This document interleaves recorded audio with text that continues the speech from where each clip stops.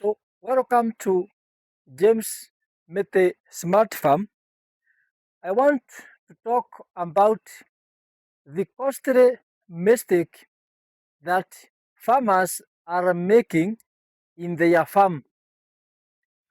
Many farmers will make costly mistakes either because they have zero knowledge or zero experience, or they do it intentionally. This is a costly mistake that every dairy farmer should not make so that you can sustain your dairy cows.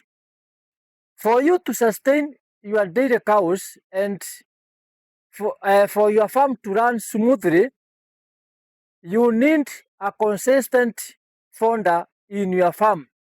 So, farmers are doing the mistake of first buying the animals or the cow before planting the founder.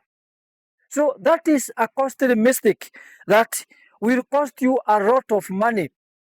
Because if you look at this farm, this is one of the founder which is here in my farm. This is Guatemala. So in my farm there is plenty of founder for my cows. There is plenty for founder or cuttings which I normally sell to farmers or to upcoming farmers, genuine and legit. So it is your duty as a farmer to avoid making costly mistakes by buying buying a cow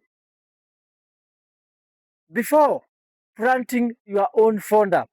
That will cost you a lot because you cannot run your farm with purchased founder.